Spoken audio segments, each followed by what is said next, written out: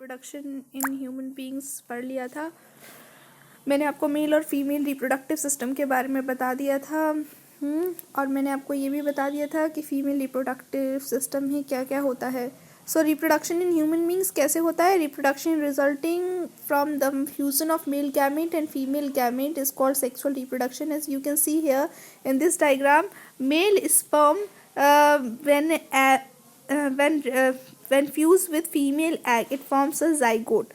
सी zygote जो है divide होकर, जाइगोट सबसे छोटी सेल है जो मेल और फीमेल स्पर्म और एग के मिलने के बाद बनती है। ये जाइगोट डेवलप होकर एम्ब्रियो बनाता है जो अल्टीमेटली टर्न्स और ग्रो अप हो जाता है बेबी में। This type of reproduction is known as sexual reproduction where male and female gamete fuses with each other.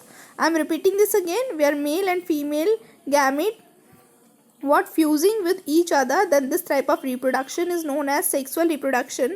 And what is the important feature of this reproduction? Number one, it involves two different parents. इन दो different parent की ज़रूरत होती है। जैसे asexual reproduction में सिर्फ single parent की ज़रूरत थी, लेकिन इसमें टू डिफरेंट पेरेंट्स की ज़रूरत होती है, एक मेल और एक female. Each parent produces own gametes. हर पेरेंट अपना गैमीट बनाता है, दोनों अलग अलग गैमीट बनाएंगे, मेल अलग बनाएगा और फीमेल अलग बनाएगा, जिनके फ्यूजन से क्या बन जाएगा, पूरा जाइगोट बनेगा। Male gamete are called sperm while female gamete are called ova or eggs, as I told you earlier. The fusion of male and female gamete is called fertilization. Now this definition is very important. It results in the formation of single diploid cell called zygote.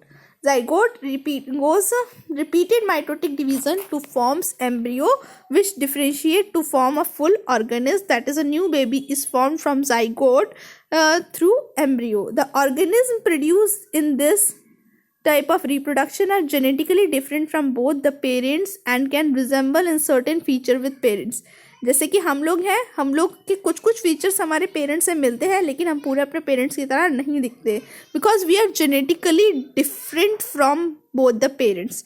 हम उन दोनों के मिलने से बने हैं, हमारे characteristic उन दोनों के जीन से मिलकर बने हैं। That is why we do not resemble like our parents, only a certain feature resemble like our parents. I hope you understand this. We have already discussed about male and female reproductive system. Now what we haven't discussed yet is puberty, the age at which the gametes and sex hormones to be produced and the boy and the girl become sexually mature is called puberty. That means the age at which most of the changes occur. That means the male started to reproduce male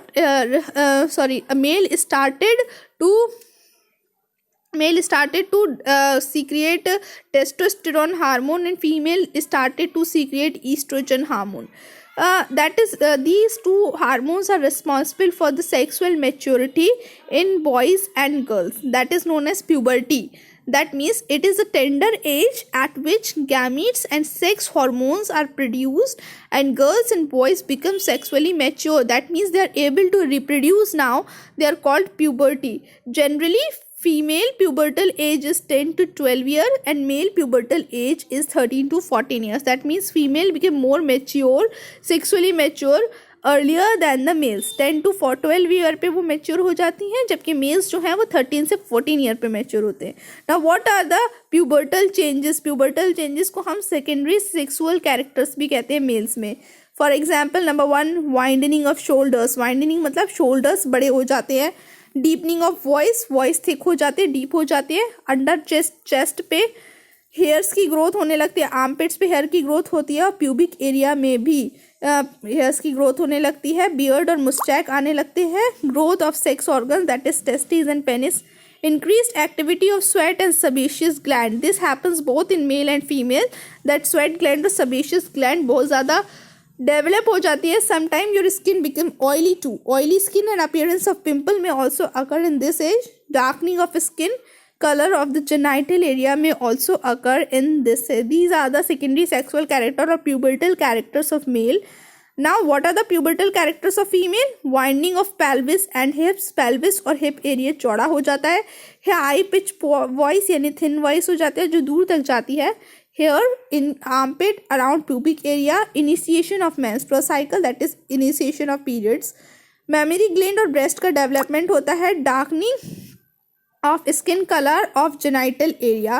Maturation of secondary sex organs like fallopian tube and uterus occur in girls. These are the secondary sexual characters in female. These secondary sexual characters both in male and female are very important for your examination purpose. They come under 2 marks. 2 marks में भी आते हैं. आगे बढ़ते हैं हम. Mail और female secondary sexual characters के बारे में हम अच्छे से पढ़ चुके थे. और हमने ये भी पढ़ा था कि मेल और फीमेल सेक्स ऑर्गन्स में कौन कौन से ऑर्गन्स होते हैं. Now you know human ovary, जो ह्यूमन ओवरी होती है, it releases egg, 1 egg per month. Human ovary जो है 1 एग पर मंथ रिलीज करती है फीमेल्स में. Now what happen when this egg is not fertilized? This is the question. अगर वो एग फर्टिलाइज नहीं होता, जैसे कि गर्ल्स में अगर वो एग फर्टिलाइज नहीं होता है तो क्या होता है? If the egg is not fertilized it lives for only 1 day. हर मेंस्ट्रुअल साइकिल के बाद, यानी after each and every period of 5 days girls releases an egg every month, and if there is no fertilization, means there is no sperm introduced in that. Now then what happened? It can only live about 1 day. Since ovary releases 1 egg every month, the uterus also prepare itself every month to receive a fertilized egg. हर महीने uterus अपने आप को ready करता है for the pregnancy, आने वाली pregnancy के लिए अपने आप को तैयार करता है. लेकिन अगर एग फर्टिलाइजेशन नहीं हो पाता तो क्या होता है? वो एग शेड ऑफ हो जाता है और दस the lining became thick and spongy. अगर वो अपने आप को प्रेगनेंसी के लिए प्रिपेयर कर रहा है तो जो यूट्रस की लाइनिंग है वो थिक और स्पॉन्जी हो जाती है ताकि वो डेवलपिंग एम्ब्रियो को नॉरिशमेंट कर सके. लेकिन ये कब होता है? It happens only in the case of fertilization. लेकिन अगर फर्टिलाइजेशन नहीं हुआ होता है तो at the time of next month, आने वाले अगले मंथ में ये जो लाइनिंग है जो थिक हो जाती है वो स्लोली ब्रेक डाउन हो जाती है और वेजाइना के थ्रू सारा ब्लड और म्यूकस निकल जाता है और एग जो होता है वो डाई ऑफ हो जाता है. दिस साइकिल टेक्स प्लेस रफली every month and it is known as menstruation. It usually last for about 2 to 8 days. Every girl and boy is very well aware about this कि 1 to 5 days सारी mucus की lining, uterus की lining shed off होती है जिन्हें हम periods कहते हैं. उसके बाद ये फिर से थिक होना शुरू होती है और फिर 14 days के आसपास एग रिलीज होता है. और अगर एग फर्टिलाइज नहीं होता तो वापस से पीरियड्स शुरू हो जाते हैं. Reproductive health, this is the last topic of your book. What happens in reproductive health? Reproductive health क्या होती है बच्चों? Humans specially India, huge population rate is there. बहुत ज़्यादा पॉपुलेशन रेट है. पॉपुलेशन इतनी ज़्यादा अवेयर भी नहीं है अबाउट रिप्रोडक्टिव हेल्थ कि कौन कौन से डिजीज़ हो सकते हैं हमें. अगर हमने क्या नहीं रखी, अगर हमने सावधानी नहीं रखी, अगर हमने कॉन्शियसनेस, अगर हमने केयरलेस कर दिया तो हम केयरलेस हो गए तो हमें बहुत सारे डिजीज़ हो सकते हैं. जैसे first disease is sexually transmitted disease which is also known as STDs. There are many infectious diseases which are spread by sexual contact called sexually transmitted disease like AIDS and hepatitis. AIDS जो है वो main disease है. बहुत सारे disease और हो जाते हैं sexual transmitted disease. STD occurs mostly in the individual who are involved in the sexual activities with many partners. You can understand this. कौन कौन से डिजीज़ हो जाते हैं? एड्स हो सकता है. एड्स की फुल फॉर्म होती है एक्वायर्ड इम्यूनो डेफिशिएंसी सिंड्रोम. ये किसकी वजह से होता है? HIV के वायरस की वजह से होता है. इसमें इम्यून सिस्टम जो है बिल्कुल डिस्ट्रॉय हो जाता है और सिंपल कफ और फीवर से भी आपकी डेथ हो सकती है. सिफिलिस का कॉजल ऑर्गेनाइज है ट्रिपोनिमा पैलिडियम और इसमें जेनाइटल ट्रैक्ट में क्या होता है? सोर्स हो जाते हैं, छोटे छोटे नोड्स और ब्रिसल्स हो जाते हैं जिससे यूरिनेशन के समय बर्निंग सेंसेशन लगता है. गोनोरिया एक बैक्टीरिया निजेरिया गोनोरी के द्वारा होता है. इसमें क्या होता है, इसमें इनफेक्ट म्यूकस मेम्ब्रेन जो होती है जेनिटल ऑर्गन की, वो उसका इन्फेक्शन हो जाता है और फिर ये यूरिनेशन के समय पेन होता है। ट्राइकोमोनियासिस, ट्राइकोमोना वेजाइनलिस जो कि एक प्रोटोजोन होता है उससे होता है, इसमें इचिंग होता है और बहुत ही सिक्रीशन होता है। Now how can you prevent your self from STD?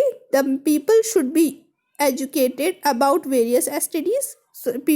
लोगों को इन बीमारियों के बारे में पता होना चाहिए, कैसे फैलती हैं ये पता होना चाहिए। Extra marital relation should be avoided. No sex without proper precaution. High standard of moral education should be given to the people, because in India most of the people are uneducated. That is why they don't know about these type of diseases. So awareness from these diseases is very much important. Now what is a method or to adopt for population control? There are many method for the prevention of pregnancy, which is also known as contraception. पहला contraception कैसे होता है? Plant control of population के में awareness लानी होगी, उनको educate करना होगा। तो पहला पॉइंट हमारे यही है, by educated people about advantages of small family. Raising the age of marriage can be help in reducing population growth. जितनी ज़्यादा एज होगी मैरिज की उतनी ही ज़्यादा समझ आएगी कि क्यों ज़्यादा बच्चों को पैदा नहीं करना चाहिए, और फैमिली प्लानिंग मेथड अपनाने चाहिए। बाय नेचुरल मेथड कौन से हैं?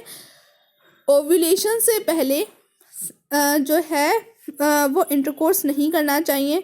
और दूसरा क्या है? मैकेनिकल मेथड है, जिसमें use of condoms which is a rubber और a plastic sheet put on the penis before the intercourse, और use of diaphragm so cervical cap fitted in the vagina of the female to check the entry of the sperm into the uterus and also help in avoiding the conception. ठीक है। Vaginal diaphragm और cervical caps क्या होती हैं? एक तरीके की cap होती है जो वेजाइना में फिट हो जाती है, जो स्पर्म्स की एंट्री को रोकती है। IUCD that is intra uterine contraceptive device, जैसे कॉपर टी और लूप्स वगैरह यूट्रस में फिट कर दी जाते हैं जो स्पर्म की एंट्री को रोकते हैं, लेकिन इनके कभी कभी साइड इफेक्ट भी होते हैं और ये इरिटेशन कॉज करते हैं। केमिकल मेथड कौन से हैं? बहुत सारे क्रीम्स होती हैं जिनमें स्पर्मिसाइडल्स होते हैं, स्पर्म्स की एक्टिविटी को डेड कर देते हैं। इनको इंटरकोर्स से पहले लगाना चाहिए। और दूसरा ओरल कॉन्ट्रासेप्टिव पिल्स जैसे आईपिल, सहेली, ये सब यूज़ करने चाहिए ताकि आपके हार्मोन्स को रिलीज होने से रोकें और प्रेगनेंसी को रोकें। This contraceptive method therefore change the hormonal balance so the egg cell are not released and hence prevent the fertilization. सबसे परमानेंट मेथड कौन से हैं? सर्जिकल मेथड, ट्यूबेक्टॉमी और वेसेक्टॉमी। ट्यूबेक्टॉमी में क्या है? It involves the cutting of fallopian tube in female, and vasectomy involves the cutting of vas deferens of each side in males. Tubectomy females में होती है और वेसेक्टॉमी मेल्स में होती है। वास्ट डिफरेंस को कट करके स्पर्म के एंट्री को रोक दिया जाता है मेल्स में, और ट्यूबेक्टॉमी में क्या? फेलोपियन ट्यूब्स को कट करके उसको बांध दिया जाता है। Removal of ovaries surgical is known as ovariectomy, and removal of testis is known as castration. These both, ovariectomy और कैस्ट्रेशन, इतना ज़्यादा फेमस नहीं है बिकॉज इसमें परमानेंट डैमेज हो जाता है। सो मेल्स और फीमेल्स में ट्यूबेक्टॉमी और वेसेक्टॉमी बहुत की जाती है। अगर कभी प्रेगनेंसी इन सब चीज़ों के बाद भी सेटअप हो जाती है तो दूसरा method child control, population control का क्या है? MTP that is medical termination of pregnancy, जिसे अबॉर्शन भी कहते हैं। Other method is tubal ligation in which fallopian tubes are blocked by an instrument called laparoscope। ये आपको जो पिक्चर दिखाई गई है यहाँ पे वेसेक्टॉमी है और ये एक ट्यूबेक्टॉमी है। देखिए फेलोपियन ट्यूब को काट के बांध दिया गया है यहाँ पे, और यहाँ पे वास्ट डिफरेंस को काट के बांध दिया गया है। ठीक है, ये सारे मेथड हैं रिप्रोडक्टिव हेल्थ के। आई होप आपको समझ में आ गया होगा। Bye bye, take care, that's it for the day.